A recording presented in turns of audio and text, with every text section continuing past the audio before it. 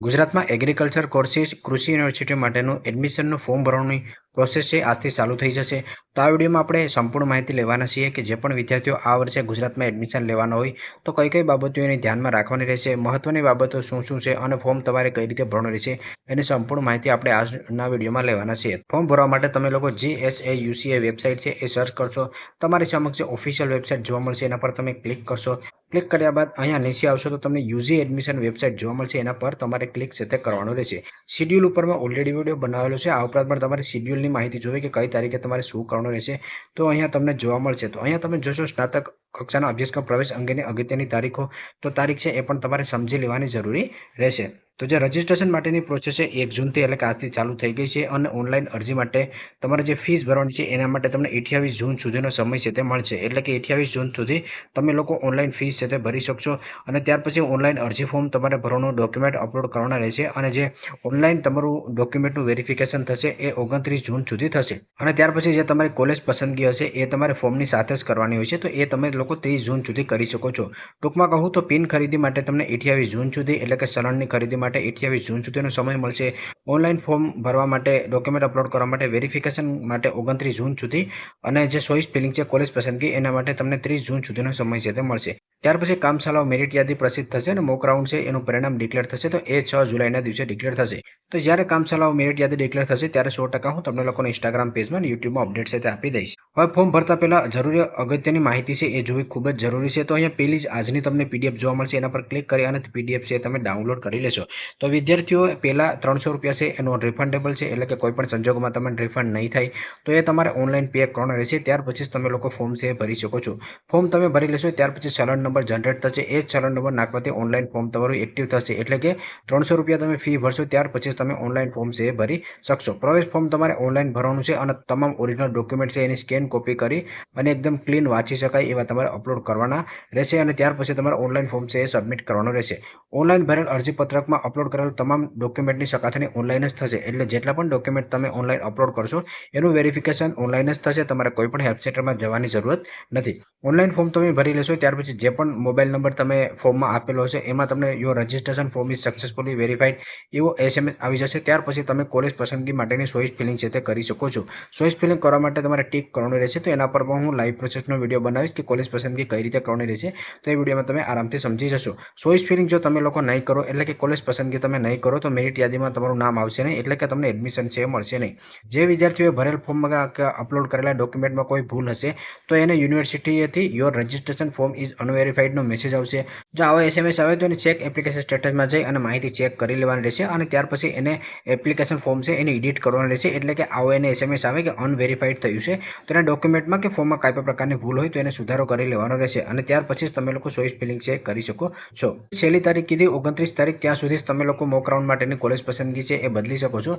ત્યાર પછી તમે કોલેજ પસંદગીની ચોઇસ છે એ બદલી શકતા નથી. હવે ઘણા વિદ્યાર્થીઓ જેણે ગુણ સુધારા માટે અરજી કર્યો અથવા તો ધોરણ 12 ની પૂરક પરીક્ષા આપેલી હોય તો એ વિદ્યાર્થીઓને હાલ અત્યારે ફક્ત ચલણ જ ભરવાનું રહેશે અને ત્યાર પછી ચલણ ભરીને એ લોકોને ફોર્મ છે ભરવાનું નથી. જ્યારે ધોરણ 12 ની પૂરક પરીક્ષાનું રિઝલ્ટ આવી જશે અથવા તો ગુણ સુધારાનું રિઝલ્ટ છે આવી જાય ત્યાર પછી વિદ્યાર્થીઓને વેબસાઇટમાં અપડેટ આવે પછી એ લોકોને ફોર્મ છે ભરવાનું રહેશે. તો અત્યારે જે લોકો પૂરક પરીક્ષામાં અપિયર થયા હોય અથવા તો ગુણ સુધારણા માટે અરજી કરી હોય એને 300 રૂપિયા એનું ચલણ છે જનરેટ કરી લેવાનું રહેશે. જો વિદ્યાર્થીને કાંઈ પણ પ્રકારનો પ્રોબ્લેમ હોય તો અહીંયા તમને ઈમેલ આઈડી જોવા મળશે, એના પર તમે ઈમેલ છે કરી શકો છો અને હેલ્પલાઇન નંબર અહીંયા તમે જોઈ શકો છો, એમાં પણ તમે સંપર્ક છે કરી શકો છો. હવે ઓનલાઈન ફોર્મ ભરવા માટે અહીંયા તમને ચલણ ફોર્મ જોવા મળશે, એના પર તમારે ક્લિક છે તે કરવાનું રહેશે. ચલણ ફોર્મ પર તમે ક્લિક કરશો એટલે ઉપર અહીંયા તમને એલિજિબિલિટી જોવા મળશે કે કઈ કેટેગરીના વિદ્યાર્થીઓને કઈ લાયકાત છે તે હોવી જોઈએ.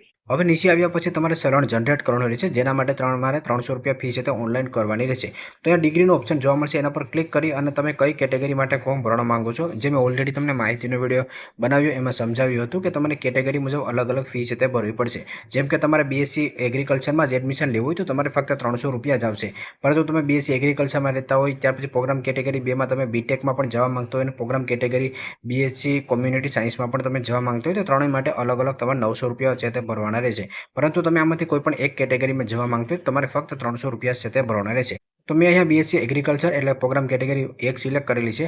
ત્યાર પછી સિલેક્ટ બોર્ડ, તો અહીંયાથી તમે કયા બોર્ડમાંથી ધોરણ 12મું પાસ કરેલું છે, સીબીએસઈ બોર્ડ હોય, એનઆઈએસ બોર્ડ હોય, ગુજરાત બોર્ડ હોય, તો એ બોર્ડ તમારે સિલેક્ટ કરવાનું રહેશે. ત્યાર પછી ગ્રુપનું ઓપ્શન આવશે, તો તમે બી ગ્રુપ સાથે પાસ કરેલું છે કે એ બી ગ્રુપ સાથે, એ તમે જે પણ પરીક્ષા પાસ કર્યું એ મુજબ તમે સિલેક્ટ કરી લેશો. ત્યાર પછી નીચે અહીંયા તમને પાસિંગ યર, તો તમે કયા વર્ષે ધોરણ 12ની પરીક્ષા પાસ આઉટ કરેલી છે, તો જે વર્ષે કરી હોય એ વર્ષ તમે સિલેક્ટ કરી લેશો. ત્યાર પછી અહીંયા પાસિંગ મંથ, તો તમે કયા મહિનામાં પરીક્ષા પાસ કરેલી છે એ તમારી માર્કશીટ અને તમારા બોર્ડ અનુસાર તમે સિલેક્ટ કરી લેશો.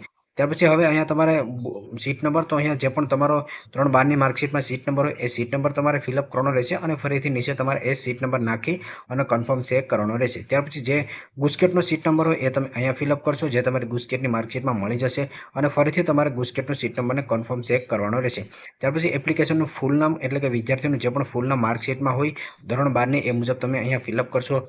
મોબાઈલ નંબર છે એ ફિલઅપ કરશો, ઈમેલ આઈડી છે એ ફિલઅપ કરશો. મોબાઈલ નંબર, ઈમેલ આઈડી છે વ્યવસ્થિત અને એક્ટિવ હોય એ જ નાખવા, કારણ કે તમારું જે ફોર્મ છે એ વેરીફાઈ થશે, તેનો એસએમએસ તમને મોબાઈલ નંબરમાં જ મોકલવામાં આવશે અને અગત્યની તમામ અપડેટ પણ તમને મોબાઈલ નંબરમાં જ મળશે. તો મોબાઈલ નંબર અને ઈમેલ આઈડી જે વેલિડ અને એક્ટિવ હોય એ તમારે આપવા, અને ત્યાર પછી તમારે ચલણ જે ભરવાનું છે 300 રૂપિયા એ જોવા મળશે. હવે અહીંયા નીચે તમને નોટિસ જોવા મળશે, એ વ્યવસ્થિત તમારે સમજી લેવાની છે કે શું તમે ગુજરાત બોર્ડ દ્વારા આયોજિત મે જૂન 2026માં લેવાનારી પૂરક પરીક્ષા માટે અથવા તો ગુણ સુધારા માટે અરજી કરી છે. જો તમે અરજી કરી હોય તો જ તમે યસ કરજો, જો તમે અરજી ના કરી હોય તો તમારે અહીંયા નો કરી દેવાનું રહેશે. આ છે, ખાસ ધ્યાન રાખજો. ઘણા બધી વિદ્યાર્થીઓને એવું લાગે કે આ બાંહેધરી છે, ડિક્લેરેશન એટલે યસ કરી દેતા હોય છે, પરંતુ આ તમારે સમજી વિચારીને યસ કે નો કરવાનું રહેશે. જો તમે પૂરક પરીક્ષા કે ગુણ સુધારા માટે અરજી કરી હોય તો જ તમારે યસ છે તે કરવાનું રહેશે.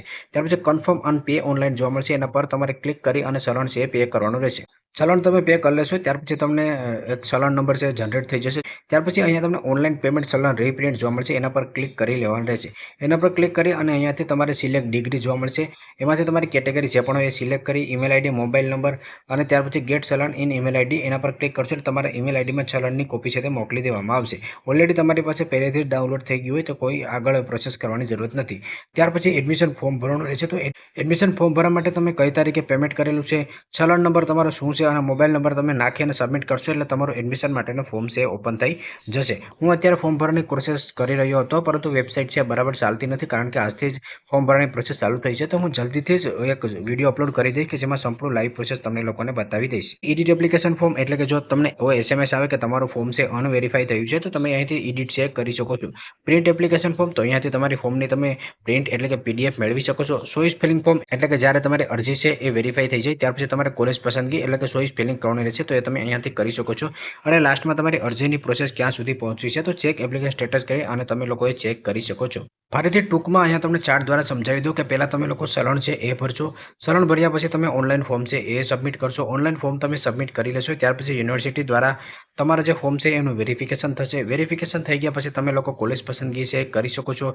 ચોઇસ ફિલિંગ તમે નહીં કરો તો મેરિટ લિસ્ટમાં તમારું નામ છે તે આવશે નહીં. જો તમારો મોબાઈલમાં એસએમએસ આવે કે યોર રજિસ્ટ્રેશન ફોર્મ ઇઝ અનવેરીફાઈડ, તો તમારે ચેક એપ્લિકેશન સ્ટેટસમાં તમારું સ્ટેટસ ચેક કરી અને ત્યાર પછી કોઈ પણ પ્રકારની ભૂલ હોય તો તમારે એડિટ એપ્લિકેશનમાં જઈ અને ફોર્મમાં સુધારો કરી લેવાનો રહેશે. ત્યાર પછી તમને your registration form is successfully verified આવે, ત્યાર પછી તમારા લોકોને કોલેજ પસંદગી છે તે કરી લેવાની રહેશે. કોલેજ પસંદગીમાં તમે અનલિમિટેડ તમારે જેટલી પસંદગી કરવી એટલી કરી શકો છો.